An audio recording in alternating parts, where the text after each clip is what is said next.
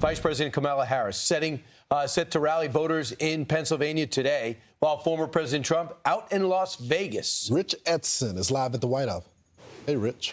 Hey, good morning, Lawrence, Steve Ainsley, and Brian. Well, we're a couple of months away from Election Day. That means we're going to see rallies in swing states, and that's what we're seeing today. You've got Vice President Kamala Harris. She's in Wilkes-Barre, Pennsylvania today. That, by the way, Luzerne County, which former President Trump won by more than 6 percentage points in 2020. It's also about 20 miles from Scranton, where President Biden was born. Trump has a rally in Nevada, in Las Vegas. Then this evening, following fundraising and an afternoon press conference in California. That is not a swing state. Yesterday in Arizona, Trump offered voters another tax exemption. We will end all taxes on overtime. You know what that means? Think of that. That gives people more of an incentive to work. People who work overtime are among the hardest working citizens in our country. And for too long, no one in Washington has been looking out for them. The Harris campaign calls the pitch desperate and claims Trump is saying whatever it takes to try to trick people into voting for him. The vice president was also pitching voters on the economy at her rally in North Carolina. Some of the top economists in our country and in the world have reviewed these plans. Goldman Sachs, for example, has said that my plan would grow our economy and his plan would shrink the economy, that his plan would reignite inflation and send us into a recession by the middle of next year. Though Goldman CEO David Solomon says a bigger deal has been made of that report than it should be.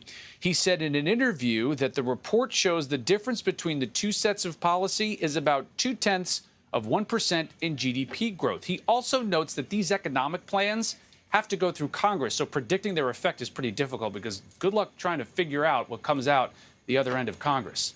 Back to you guys. And, Rich, it's next year that the Trump-era tax cuts are going to sunset unless the next Congress, actually says, you know what, this was a good idea, let's do it again. Exactly. This is like the sequel when the Bush tax cuts were expiring in the Obama administration, negotiations, fiscal cliff, last minute, maybe a replay next year. Stay tuned. Right. Thank you, sir. Thanks, Rich. Thanks, Rich. Well, there are a lot of reasons why you're going to go to the polls. And for most Americans, it's the economy, it's the prices, it's inflation. Number two, we're finding it's immigration. But if you look at what's happened over the last 4 years under Joe Biden and Kamala Harris, your gas prices have gone up almost 53%, energy up 42.4%, your shelter, like your rent or your mortgage, up 23.4%, food and groceries up almost 23%, and airline fares up almost 22%. Soon we'll get a full screen of everything you just said. We will. We just want to listen. But we do have full screens from you because we asked you, how have you been impacted by the inflation that has been runaway? Went way up, come down a little bit.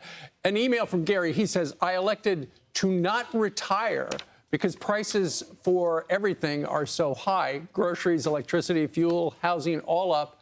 Bidenomics is a disaster, and they know it is hurting everyone, but don't care. Remember last time we asked for examples, and there were a number of people who said that they had, remember the person said they retired, but they had to live in an RV because they couldn't afford a house.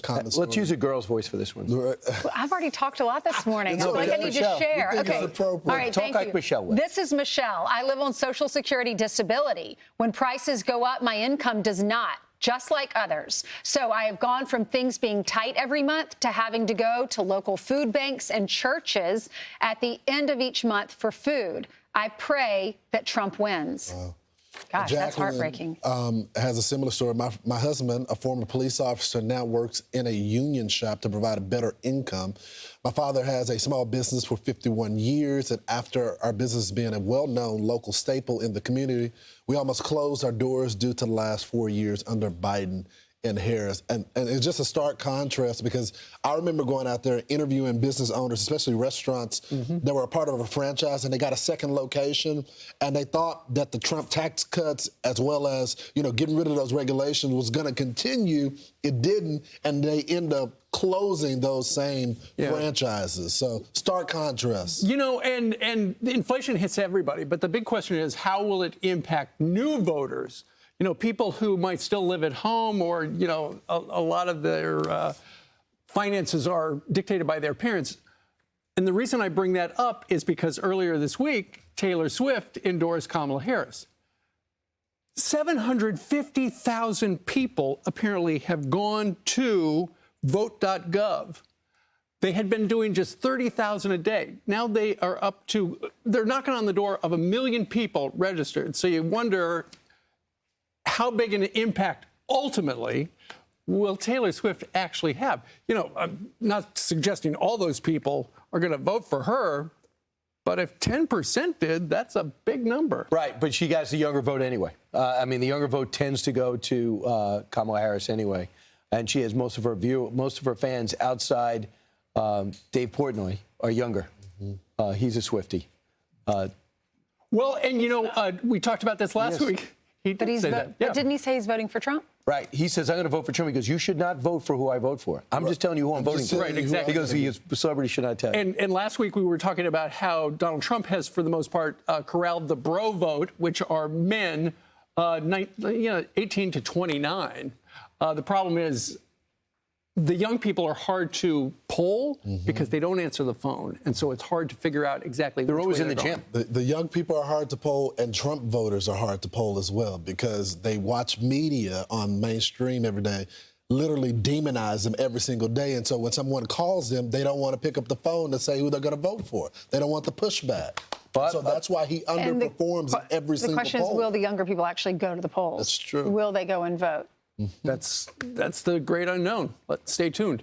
I'm Steve Ducey. I'm Brian Kilmeade. And I'm Ainsley Earhart. And click here to subscribe to the Fox News YouTube page to catch our hottest interviews and most compelling analysis.